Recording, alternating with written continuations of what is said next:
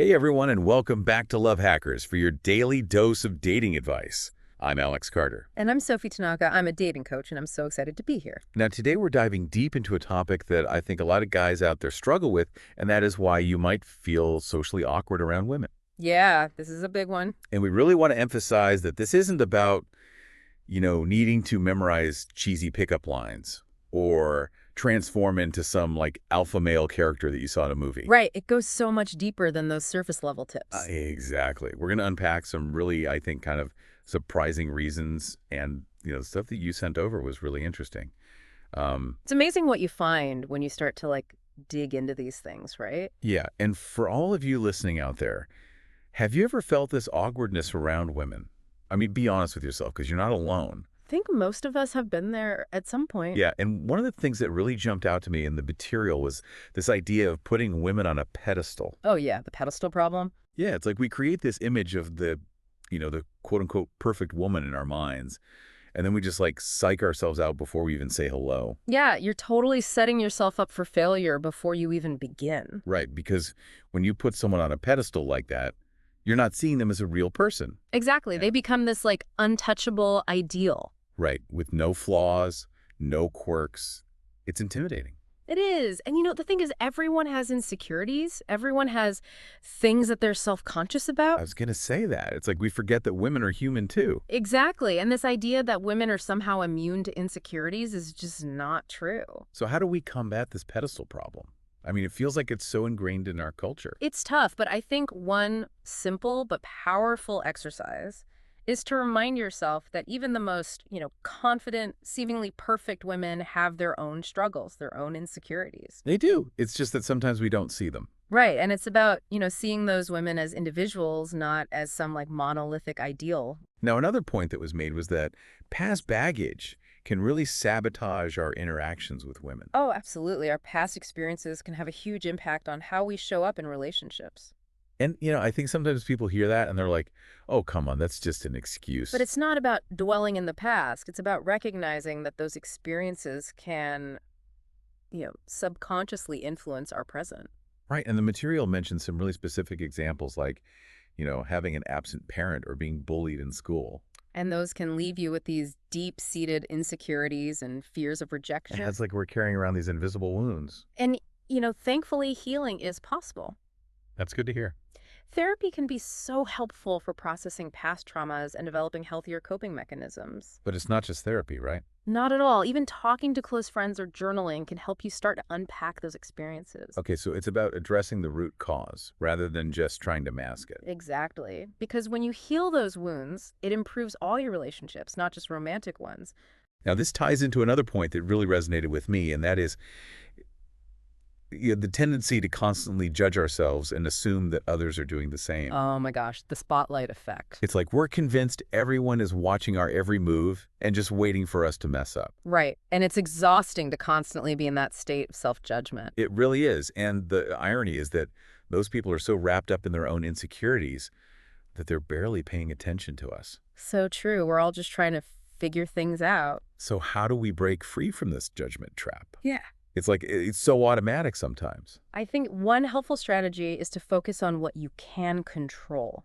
Meaning? Well, you can't control what others think, right? Right. But you can control how you present yourself, how you communicate, and the energy you bring to the interaction. So instead of obsessing over whether she's judging you, focus on just being your best self. Exactly. Let your genuine personality shine through. And remember, guys, you're not alone in this. A lot of us have felt this way. It's a common human experience. Okay, now let's move on to another big one. And that is this idea of relying on canned lines and playing the game. Yes, the pickup artist approach. I remember when those books and seminars were all the rage. And while they might offer some, surface level techniques, they ultimately miss the mark. How so? Because they're based on manipulation and trying to force an outcome. Yeah, they're not about genuine connection at all. And confident, intelligent women can see right through that. So ditch the cheesy pickup lines and just be yourself. Exactly. Be authentic, be vulnerable, and show genuine interest in getting to know her. And speaking of, kind of putting on a front, one of the myths that the material talked about that I think is so prevalent is this idea that getting a girlfriend will magically solve all your problems. Oh, the quick fix fallacy. Right, like, oh, if I could just find that perfect partner, then all my insecurities and unhappiness will just disappear. But happiness comes from within. You can't expect someone else to fill a void that you haven't addressed within yourself. And putting that kind of pressure on a relationship is a recipe for disaster. So what's the alternative? Focus on building a fulfilling life independent of your relationship status. That's great advice for everyone, not just for guys who are struggling in dating. Absolutely. Take care of yourself. Address any underlying issues you might be dealing with. And the right relationships will follow. When you're happy and fulfilled on your own, you become a magnet for healthy and fulfilling relationships. It's not about needing someone to complete you, but finding someone who complements you. Well said. Okay, now I want to talk about this pressure to be alpha and to, like, succeed with women. Oh, yeah, that can be so overwhelming. It's like there's this unspoken expectation for guys to always be in control, to never show any vulnerability. And it creates this constant performance anxiety. Yeah, we become so fixated on the outcome, on getting the girl, that we lose sight of just having a genuine interaction, And it ties back to that need for validation that we talked about earlier. where our self-worth is tied to whether or not a woman responds to us. It's a dangerous game to play. So how do we let go of this pressure to perform? I think one helpful reframe is to shift your focus from winning to simply connecting. Meaning? See each interaction as an opportunity to learn to grow and to potentially forge a meaningful connection regardless of the outcome. So detached from needing every interaction to lead to a date or a relationship. Exactly. Just focus on building genuine rapport. And remember, guys, there's an abundance of amazing women out there. It's not a scarcity mindset. Okay, now for our final point for this part of the deep dive. The material talked about how some guys feel intimidated by women because they assume that women have more dating experience. It's a common insecurity, especially if you haven't been dating much. Right, or if you're coming out of a long-term relationship. We tend to compare ourselves to others and assume that they have it all figured out. But that's rarely the reality, is it? Nope. Everyone is on their own journey. Everyone makes mistakes. Everyone learns along the way. So true. And don't let those assumptions hold you back. Right, embrace the fact that you're learning and growing. And it's okay to be a work in progress. We're all works in progress. And on that note, we're going to take a quick break, and we'll be right back with more insights into overcoming social awkwardness around women. It's amazing how we, sometimes create our own barriers in dating. It's like we're our own worst enemies sometimes, right? Yeah, and one of the biggest hurdles is that fear of not being good enough, like not measuring up. Yeah, that feeling of inadequacy. And it often stems from these negative self-beliefs that we've internalized over time. And the material talked a lot about how those negative thoughts can really sabotage our interactions with women. And it all comes down to, recognizing and challenging those distorted thinking patterns that we have. Those patterns being... Well, these patterns are like these mental shortcuts our brains use to, make sense of the world. Okay. But they often lead to these inaccurate and unhelpful conclusions. Can you give us some concrete examples of these distorted thinking patterns? Yeah, totally. One common one is catastrophizing. Catastrophizing. Yeah, where you automatically assume the worst case scenario. Oh, I know that one. Like if a woman doesn't text back right away. She must be rejecting me. Exactly. You jump to the conclusion that she's not interested or that you did something wrong. My mind goes straight to the negative. It's a common trap, and another one is mind reading. Mind reading. Yeah, where you assume you know what someone else is thinking. Oh, like I'm psychic. Right, even though you have no way of actually knowing. And usually I'm wrong. And then there's all or nothing thinking. Oh, yeah. Where you see things in these black and white terms. Okay, so give me an example of that one. Like if one date doesn't go well, Right. you might conclude that you're a complete failure at dating and that you'll never find anyone. It's so dramatic. It is, and it's not helpful. So how do we challenge these thought patterns when they come up? Well, I think the key is to, ask yourself, is this thought really true? Oh, okay. What evidence do I have to support it? Good question. Is there another way of looking at this situation? Okay, so it's about becoming more aware and actively questioning those thoughts rather than just accepting them as truth. Exactly, and it takes practice. I bet. But over time, you can train your brain to think more realistically and, compassionately. It's like we're rewiring our brains for resilience. Love that. And this leads to another powerful point from the material. Which is? The importance of having an interesting life. I'm intrigued. How does having an interesting life tie into feeling less awkward around women? Well, it's not just about attracting women. Okay. It's about becoming a more well-rounded and fulfilled individual. Okay, I like that. When you're passionate about your life, when you have hobbies and interests that light you up, it shows. That's attractive. And it gives you something to talk about, something to connect with others over. So true. I mean, think about it. Would you rather talk to someone who can only talk about work or the weather? Or someone who's like brimming with enthusiasm about their latest creative project or travel adventure. Yeah, that's a no-brainer. Exactly. Well, what if you're feeling stuck in a rut and you don't really know where to start? How do you go about finding those passions and building that interesting life? I think it's about exploration and experimentation. Okay. Think back to things you enjoyed as a child, activities that made you lose track of time. I like that. Maybe it was playing music, building things, writing stories, or exploring nature. Those are great examples. Don't be afraid to try new things, even if they seem a little outside your comfort zone. So it's about reconnecting with that inner spark. And allowing yourself to be curious and playful. Okay. Now, as we start to cultivate those passions, what happens? Well, you naturally become more confident and more interesting to yourself and to others. It's like you're investing in yourself. And creating a life that you're genuinely excited about, and that kind of energy is contagious.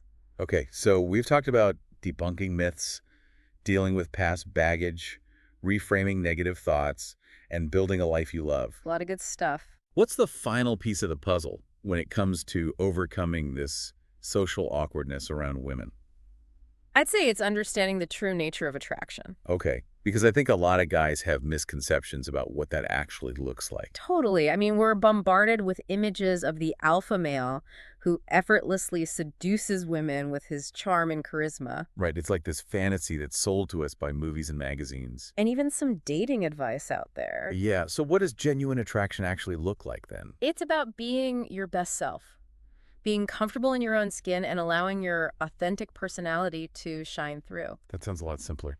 It is, in a way. It's about connecting with another human being on a deeper level, sharing your thoughts and feelings. Being vulnerable. Exactly, and letting go of the need to control the interaction. That sounds like it takes a lot of courage.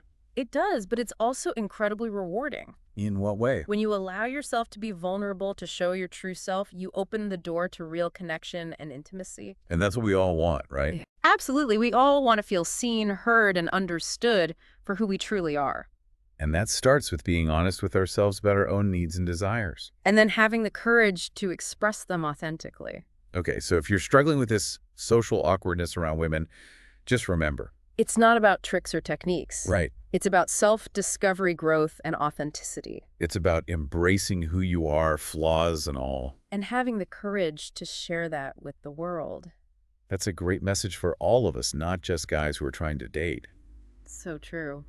Well, listeners, we've covered a lot of ground in this deep dive so far. We have. We've explored some pretty deep-seated beliefs and patterns that might be contributing to that social awkwardness around women. But the good news is you have the power to change those patterns. And to create more fulfilling connections. It starts with awareness, understanding the root causes of those awkward feelings. Right. And from there, it's about taking those small, consistent steps toward growth and self-discovery. And remember, you don't have to do it alone.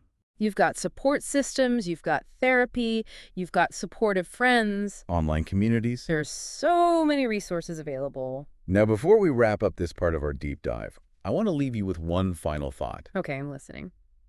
What if, instead of fearing judgment, you embraced it? Ooh, that's interesting. What if you saw it as an opportunity for growth and self-awareness? I like that it's like flipping the script. Right, instead of seeing judgment as something to be feared. We can see it as valuable feedback. That can help us learn and grow. It's about taking ownership of our experiences. And using them to become more confident and authentic versions of ourselves. I love that we'll be back for the final part of this deep dive, so stay tuned for more insights and actionable advice. Welcome back to Love Hackers, everyone. It's been quite a journey so far, exploring this topic of social awkwardness around women. It really has. I don't know about you, but I'm feeling like a lot more empowered just by understanding some of these underlying reasons. Me too.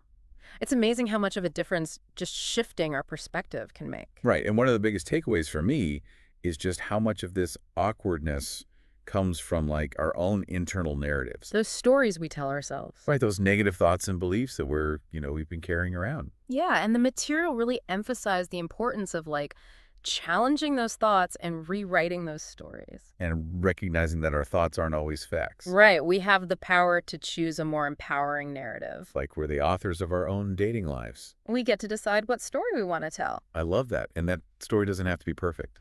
In fact, embracing our imperfections can make us more relatable and attractive. Yeah, think about it. Who are you more drawn to? Someone who pretends to have it all together, or someone who's willing to be real and vulnerable? Authenticity is key. Okay, so to wrap things up, let's recap some of the key takeaways from our deep dive into, why guys might feel awkward around women.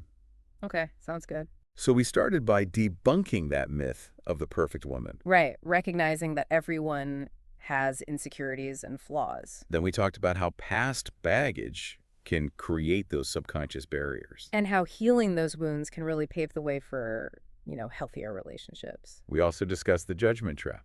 That feeling that everyone is scrutinizing us. Right, and, most people are way too preoccupied with their own lives to be constantly judging you. So true. And, of course, we talked about the importance of building an interesting life. Pursuing your passions. Becoming the best version of yourself. Not just for dating, but for your own personal fulfillment. And finally, we talked about the importance of being authentic and vulnerable. Ditching those canned lines and letting go of the need to control everything. So, listeners, I really hope you're walking away from this deep dive with a renewed sense of hope and empowerment. You've got this. And if you're still struggling with, social awkwardness around women, just remember you are not alone. We all face challenges in dating. The key is to be kind to yourself. Yeah. Embrace that journey of growth and keep practicing. And remember those key takeaways. Challenge those negative thoughts. Build a life you love. Be your authentic self. And focus on connection. It's not about winning, it's about connecting. The more you put yourself out there, the more comfortable and confident you'll become. And who knows, you might even surprise yourself with the amazing connections you create along the way. It's true. That's it for today's episode of Love Hackers. It's been a pleasure. I'm Alex Carter. And I'm Sophie Tanaka. Don't forget to subscribe to our channel for more dating advice and relationship tips. And if you enjoyed this episode, please give it a like, leave a comment, and share it with your friends. We'll see you next time.